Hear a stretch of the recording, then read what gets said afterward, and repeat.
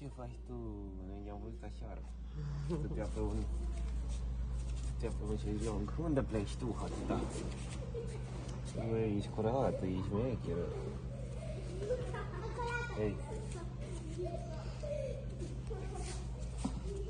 Da, uite-l copii. Ce faci tu?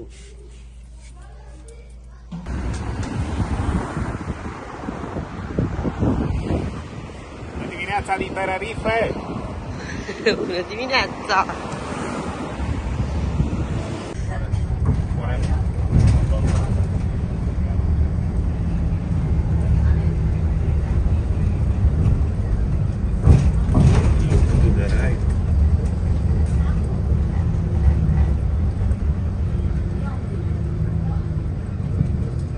Tourists go home. 347. Salut, mă arată numai că era de Mando Contacte. Ce?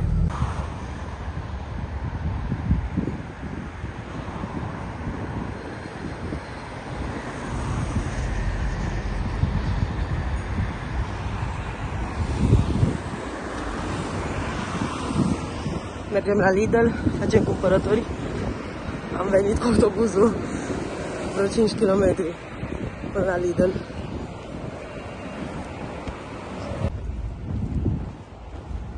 Fața nevăzută a Tenerife-ului. Acum noi stăm în partea de sud a insulei, partea mai turistică și cu plaje și cu toate cele, și în partea de nord se practică mai mult sporturi de apă și sunt mai multe valuri, e mai frig un pic. Da. Și o să încercăm să vă arătăm așa raw, așa crud, cam cum arată pe aici totul. O să filmăm ca până acum, fără să filmăm doar atracții și nebunii. Ca să vedeți că nu e chiar așa. Adică dacă zici Tenerife, te gândești, mamă, ce destinație exotică, dar până acum nu e chiar așa. Cam astea sunt prețurile de la benzină și motorină. Așa, să tot închiriezi mașina. Păi tocmai. Se închiriază foarte mult mașini, pentru că nu trebuie să stai. Da, nu prea sunt autobuze foarte, foarte dese și drumurile nu te ajută să mergi pe jos. Distanțele mari.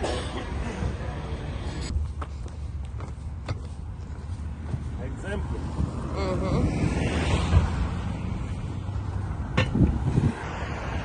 Ia uite, Tenerife, pe marginea drumului și înainte să ajungi în resorturi și toate cele de lux, plin de gunoi. Nu e prea prietenos pe aici, adică trebuie să mergi numai cu mașina și după aia la destinație se colorează frumos toate fațadele și toate locurile și clădirile. Dar în rest, chinezării. Peste tot numai cabluri.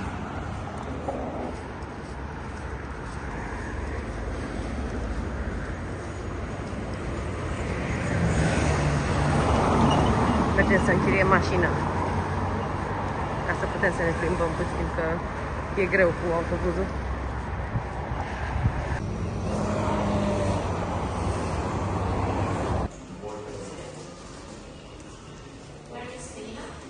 Asta trebuie să fie în mașină. Legal. Hai să vedem cheia. Ce mașină, oare ce mașină? Oh, chiar Fiat! Stai, că aici hai să ieșim.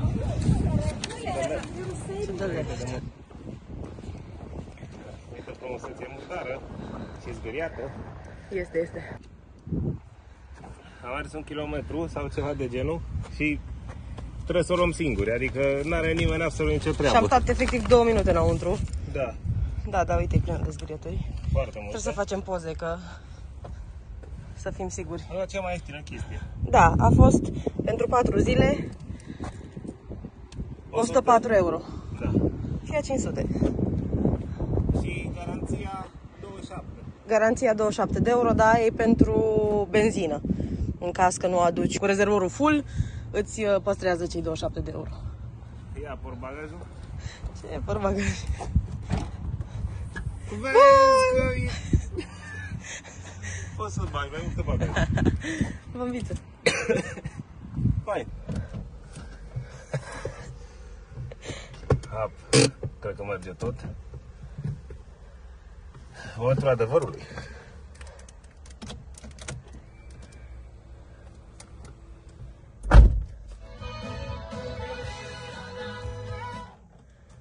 Trei sferturi, chiar 3 sferturi de rezervare. Nice. Ce crezi? Și-am plecat.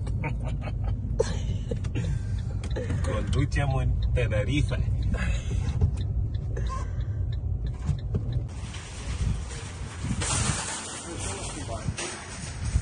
Uite, le-au fost blocate.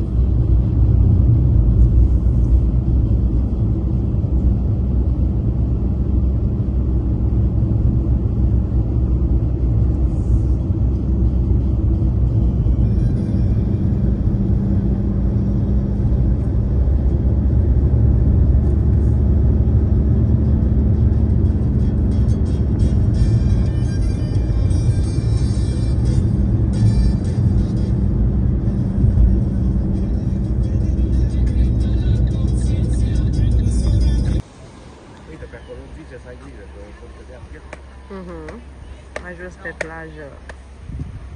Plajă cu nisip negru.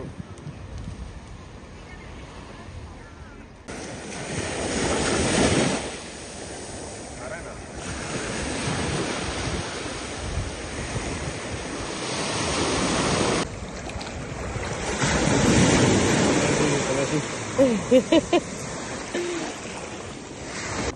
N-am mai experimentat nisip atât de fierbinte, nici eu, nici Bibi. Prima insulă cu nisip vulcanic. Da. Foarte faină. Faină apa. La multă lume. Mergem mai departe. Vizităm orașul Los Gigantes, care e dat după numele munților de lângă, care se întâlnesc direct cu marea. Pe acolo începi să nu mai ai pentru o anumită distanță plajă. Hai numai munții aia. Dar vi arătăm. Șmecher! Bine ați venit!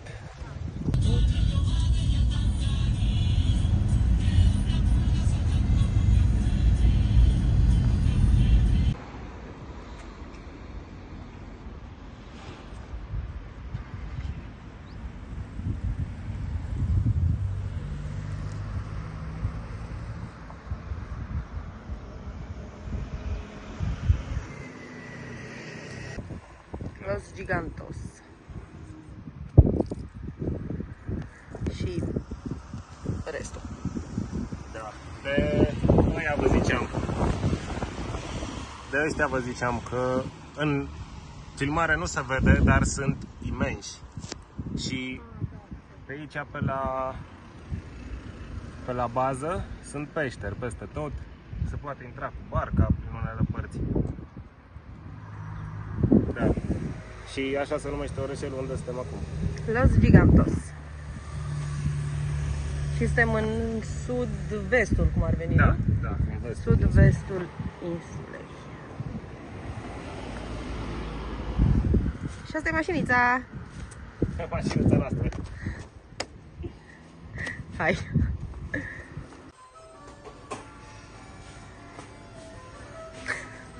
Gata, l-am pierdut. O să-și umple ghiozdanul numai cu de-astea. Nu e adevărat, se minte. Textul.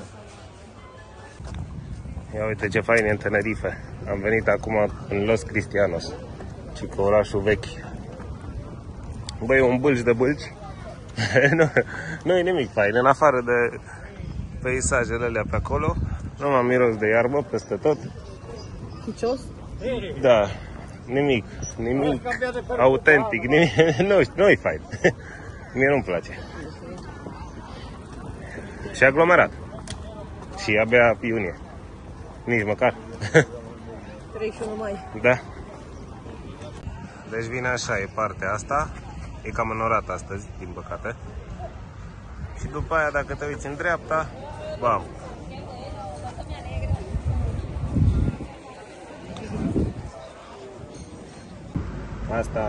Asta fiță. Să vin Tenerife și să nu-ți placă. Adevărat. Da, am venit să bem și noi o cafea.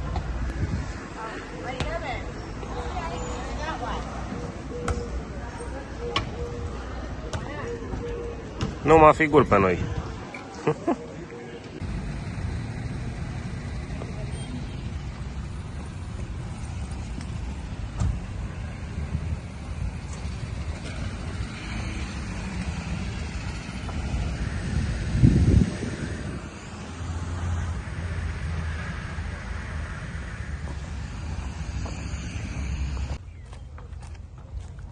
Îți des întâlnită parcurile astea cu palmieri de ăștia micuți.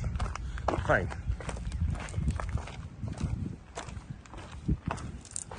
Dar cred că se cam chinuie să-i mențină în viață.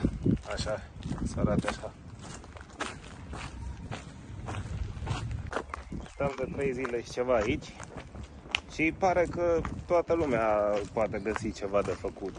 Și pe toate bugetele.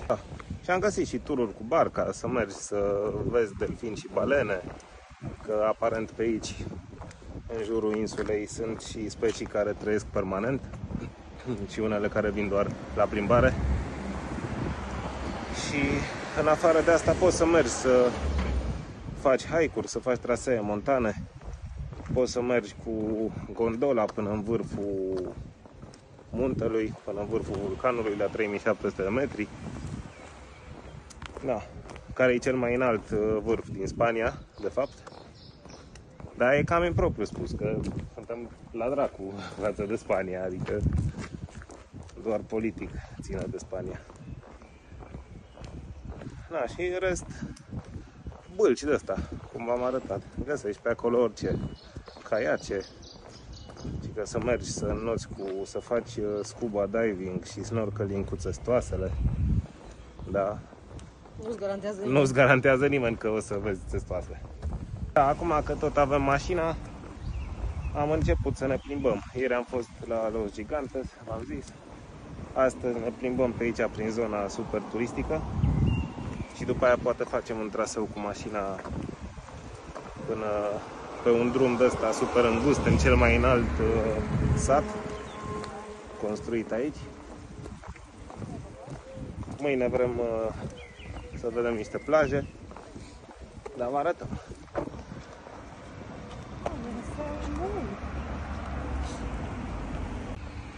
Partea faină e că ești înconjurat de munții ăștia, peste tot vezi, de pe coastă vezi cât un munte, în cel puțin o parte. Toată insula, da, toată insula e împânzită de trotinete. Deci e... Dacă n-ai chef să mergi. Da, e ok. Totul e up and down, dealuri, urci, cobori. Și foarte, foarte, foarte multe mașini. Extrem de multe. Nu știu, mie nu-mi dă starea asta la care mă gândesc când mă gândesc la o insulă. Da, ia uite.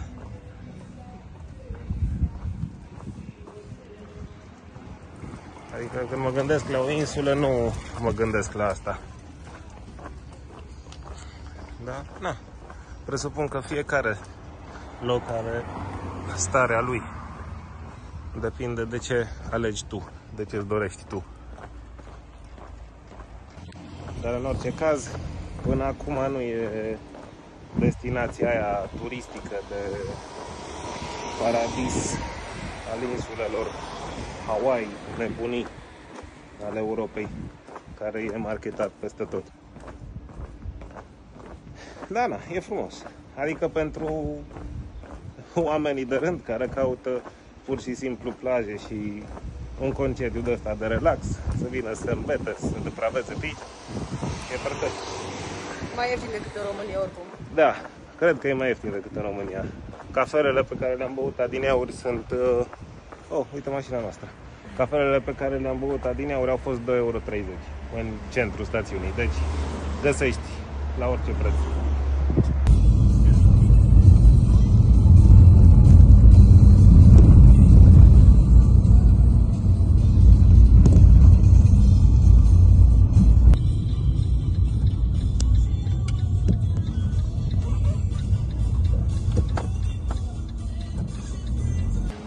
Și o decizie de ultim moment.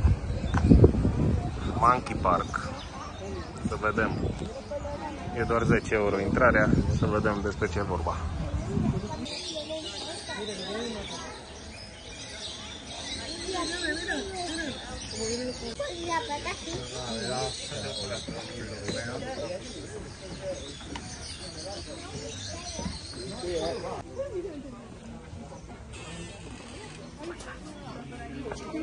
Am intrat la de-astea.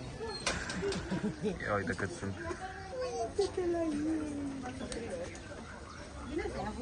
Da. Mamă, ce ușor îmi place. Vine la așa, uite. De la păr lung? Nu, de la uite. De ăsta negru? Mai e la de lângă copac. Ah, tot cu păr lung. Da, da, ciufulit. Ah, ce Da, așa e.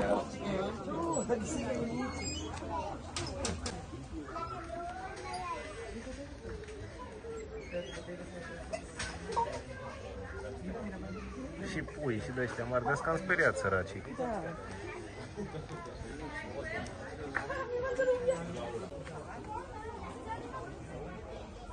Se traumatizează, mă, săracii.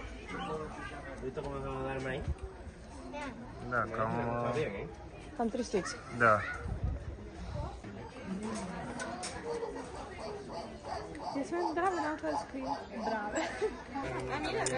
Am păreri împărțite despre faptul că poți să intri pe aici și să te apropii atât de mult.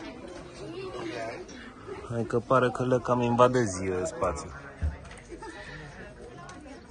Sunt cam inhibați așa animăluții. Că uite ce aglomerat e.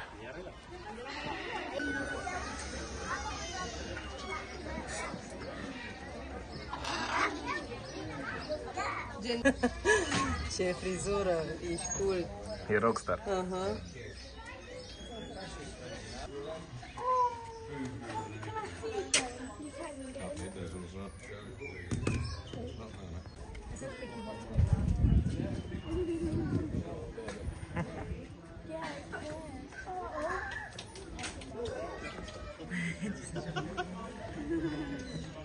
Ia uite că e fratele ăsta.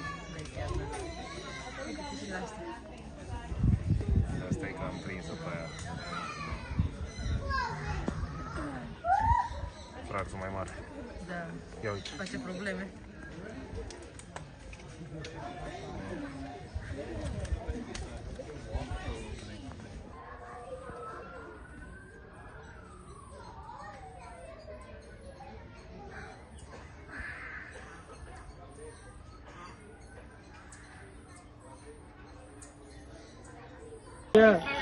Au răbunit toate animalele. Hai să mergem, că mă simt agitată cumva. No, he's not. He's just hanging on. Am ieșit. Frumos locul, dar un pic am înghesuit pentru animale așa. E efectiv ca un mic zoo. Dar în special cu maimuțe, foarte multe maimuțe. Și unele pe cale de dispariție. Papagal. Na, da, bine că perpetuează speciile măcar, dar trist un pic, trist. Uite, aici la ieșire, ce ziceți? Fain. Fain rău. Na, în schimb oamenii cam strică tot. Plin de englezi, americani, de ăștia. Și ăia care nu știu să se comporte, nu știu ce e regulă, bat în geamuri, țipă, urlă, adică agită animalele așa, nu știu, e o stare tristă. Da. Da. Cum am zis și la început, păreri împărțite. Da, nu știu ce să zic. Adică mă bucur că am fost, am văzut niște chestii pe care nu le-am mai văzut, dar totodată, Nu este mai nici a doua. da, a doua oară nu mai. Și nu-mi vine să susțin Da. chestiile astea. Na. Prea multă măscăreală de asta de 2 lei pentru niște gură cască care lucrează de la 9 la 5 și vin aici o săptămână pe an și își freacă toți banii. Da, nu știu, îs cam rău, îs cam trist așa cu filmulețele astea de când am ajuns aici, dar ce vrei, mă? Dar, da, asta e situația, e realitatea. YouTube are nevoie de noi. Așa. Am ajuns în alt cartier, alt sector. Costa Adeje. Costa Adeje. Și aici e tot așa centru. Vrem să luăm pulsul din fiecare orășel. Se pare că aici e mai ok, adică nu este chiar atât de chicios, dar tot. E Dracula, dar îmbrăcat altfel. Tobălci. Da. Reclamele cred că sunt la fel de rele ca la noi. Sau... Pe acolo, da. Sour plum drink. Da, parcă pe aici sunt puțin mai multe restaurante care arată puțin mai bine, barurile parcă sunt mai ok. Da, cam atât. În rest, tot.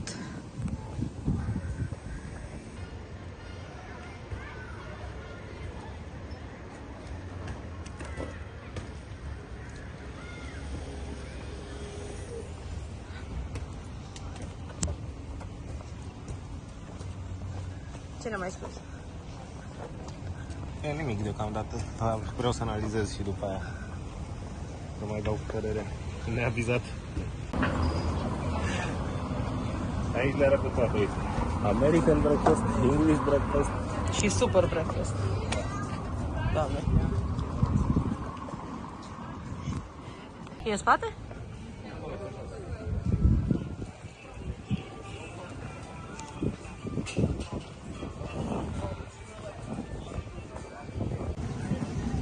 Ghiciți unde e mai Costa? Vai, n-a pe Mexia. Da, chiar pe plajă.